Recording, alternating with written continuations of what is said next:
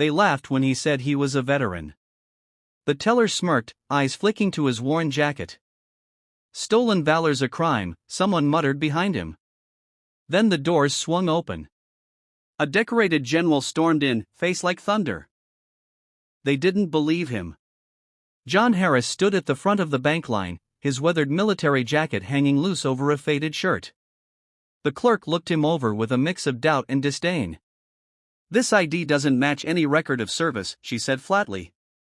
Whispers stirred behind him. "Probably just another fake trying to get a discount," someone muttered. A man in a suit snorted. "Stolen valor. Disgusting." John clenched his jaw but said nothing.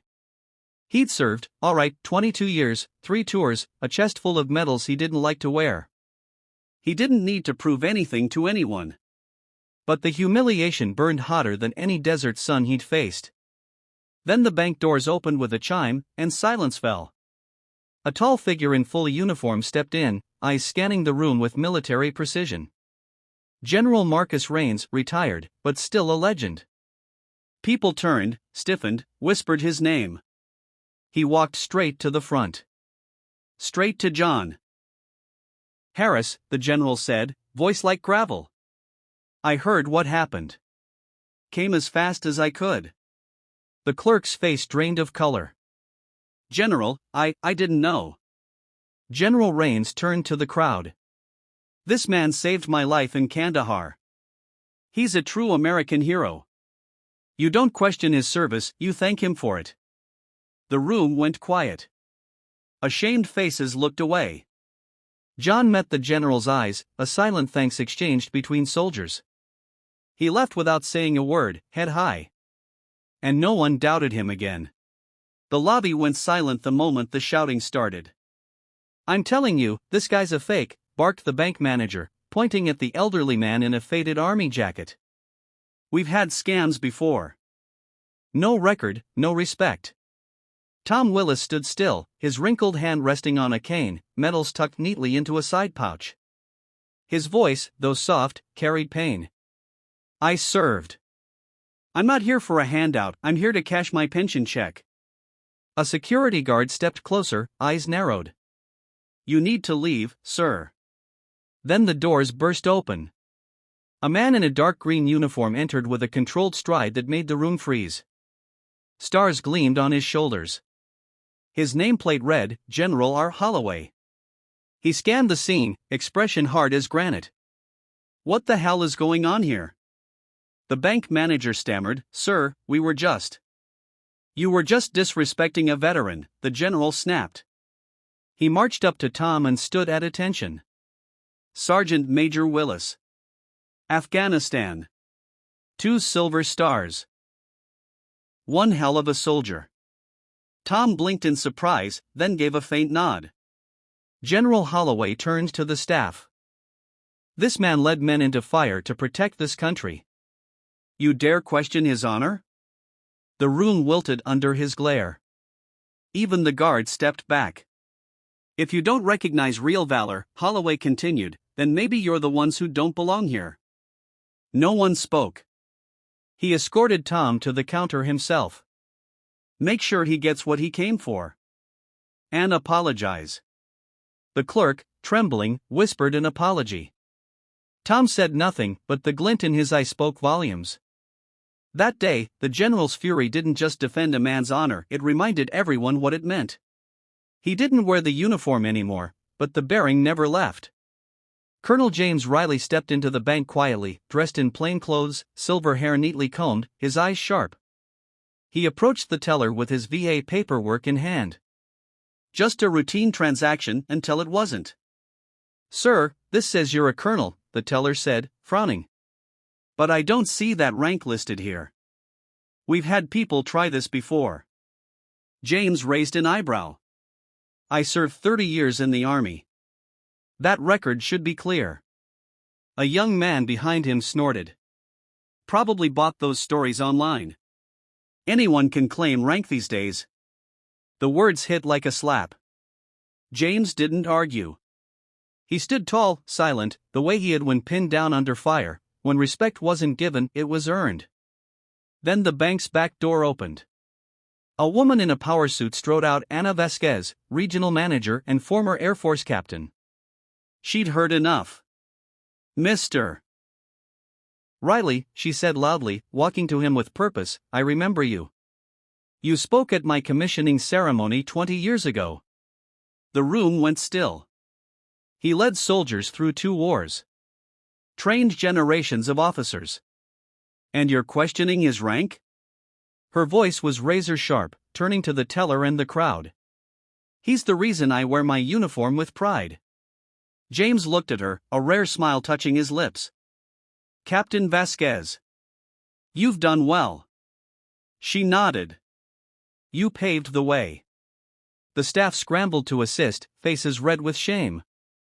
As he left, the doubters parted in silence, suddenly aware of the weight of reputation, a weight that doesn't fade with the uniform. The man wore his uniform like armor, crisp camouflage, polished boots, and a chest full of ribbons. He stood near the teller at the local bank, voice loud and confident. Yeah, I served 10 years. Special Forces. Can't believe how slow the VA is. A few people glanced over, impressed. He liked that. But then, someone else walked in. A quiet older man in civilian clothes, with a limp and a cane. He wore no medals, no patches, just silence and steel in his eyes. Their gazes met. The man in uniform nodded. You served too, old-timer? The older man studied him. Where were you stationed? Afghanistan. FOB Sabre, 2012. A pause. The older man's voice dropped, calm and cold. There was no FOB Sabre in 2012. That was shut down in 2009. Try again. The air shifted. People turned. The teller froze. The man in uniform laughed nervously. Must have mixed it up, been a long time. But the older man stepped forward. Take off that uniform. You didn't earn it. Who are you to say that? The older man reached into his coat and pulled out a battered ID, Lieutenant Colonel David Shaw, retired. Because I bled in the same dirt you pretend to know. And I buried men who didn't come home to see imposters like you spit on their sacrifice. The room fell silent. The fake tried to speak but couldn't. Security escorted him out, shame dragging at his feet heavier than any pack. No charges were filed, but everyone in town remembered.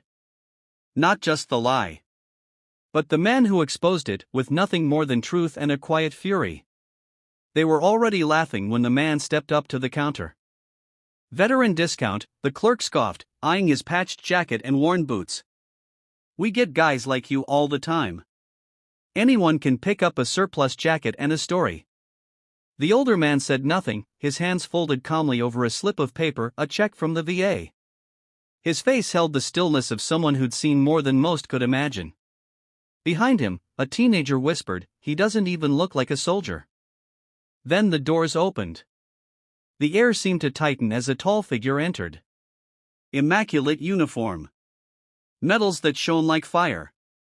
The room fell into a hush as General Robert Decker walked in. The clerk paled. General, we weren't.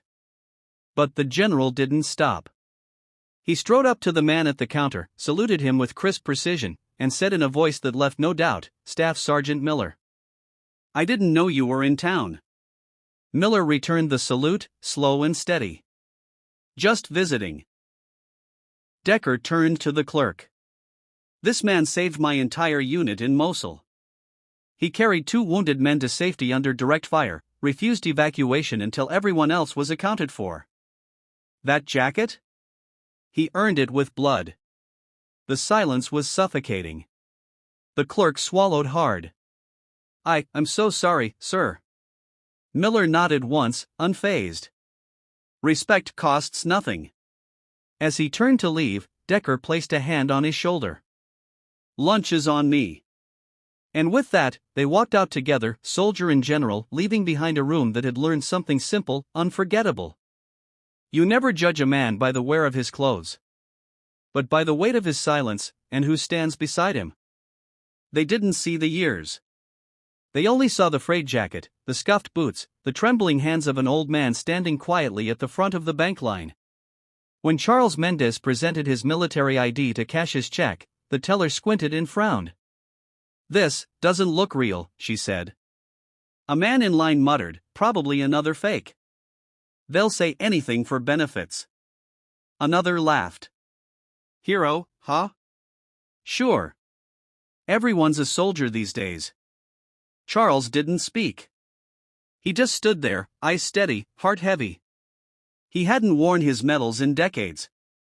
He never boasted. He didn't need to. But then, the front doors opened, and with them, history walked in. 2 uniformed Marines entered, scanning the room. When they spotted Charles, their pace quickened. "Staff Sergeant Mendez," one asked. "Sir, we've been looking for you."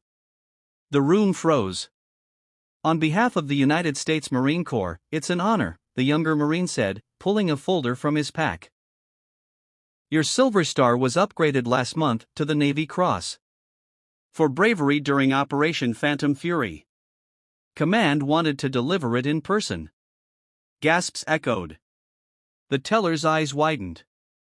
I'm so sorry. I didn't realize." Charles finally spoke, voice calm and low. "You didn't have to realize. You just had to believe." As the Marines pinned the medal on his chest, silence turned to stunned respect. Those who doubted him now stood in reverent awe. He'd never asked to be honored. He only wanted to be treated with dignity. But that day, in the most unexpected place, justice arrived, not in anger, but in truth. He walked out, a hero once again. Not because he claimed it, but because he proved it without saying a word.